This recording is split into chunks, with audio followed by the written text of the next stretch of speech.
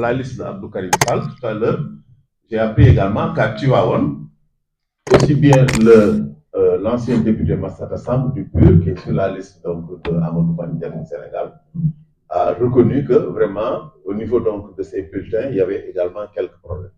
Le représentant de PASTEF également à l'Union à Tivaouane a reconnu également que les bulletins du PASTEF, vraiment au niveau de Tivaouane, donc, certains bulletins étaient flous. Vous avez vu les conditions dans lesquelles les bulletins ont été imprimés. 400 millions de bulletins.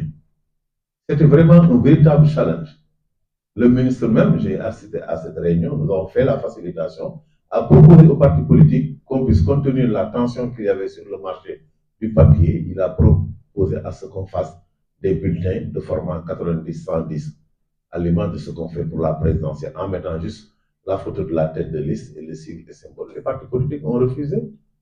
Mieux, on a proposé qu'il y ait des bulletins en format A5, des bulletins donc vraiment réduits, avec les photos, mais les écritures peut-être en petite police, un caractère de petite taille. Les gens ont refusé. Ils ont dit oui, c'était vraiment les bulletins en format A4 ou rien. Et les bulletins en format A4, c'est bon. Enfin, les bulletins, ce n'est pas la loi, c'est un arrêté du ministre de l'Intérieur qui fixe la taille des bulletins. Ah, s'il y avait un consensus, les gens, vraiment, si c'était raisonnable, on aurait pu prendre un arrêté et dire que bon, cette fois-ci, il y a une tension sur le marché des papiers. Donc, vraiment, on fait les papiers en format 90-110 ou en format A5. Parce que ce qui est important, ce ne sont pas les noms. Les gens ne découvrent les noms des candidats qu'une fois dans le bureau de vote. Parce que le bulletin, c'est juste un support. Mais ce qui compte, c'est l'arrêté que le ministre de l'Intérieur signe et où il y a le nom de tous les candidats. C'est cet arrêté, même au moment de l'installation de l'Assemblée, c'est cet arrêté qui sert. Les bulletins, dès demain, vous les retrouvez chez les mamans qui vendent donc vraiment des cacahuètes dans la rue. Donc, mais je pense que ça, c'est dans le cadre de la réflexion, des réformes à faire, même sur la question aujourd'hui donc, de nos bulletins. Bon, aujourd'hui, par exemple, si on était au bulletin unique, il n'y aurait pas eu ces problèmes. On aurait tous les candidats sur une seule liste. Bon, ça, je pense que c'est des réflexions. Dans le cadre des réformes, ces questions vont être réglées. Mais il faut avouer que tirer 400 millions de bulletins, pratiquement, le délai qui était imparti aux imprimants, c'était le 7 novembre. Les bulletins qui devaient aller dans tous les pays de la diaspora, ici également, c'était un challenge, c'était pas simple du tout. Donc, qu'il y ait quelques photos floues, etc., moi, je pense que, quand même, c'est pas très méchant, pour bien se dire. Merci.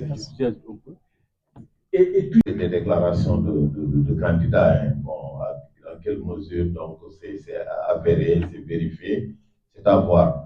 Mais vous savez, lorsque vous avez 41 listes qui deviennent d'un bureau de vote, si vous ne faites pas attention, avec aujourd'hui vraiment les couleurs, hein, les sigles, les symboles, vous en avez plein la vue, vous pouvez même vraiment dépasser, disons, donc, le bulletin de votre candidat sans le reconnaître.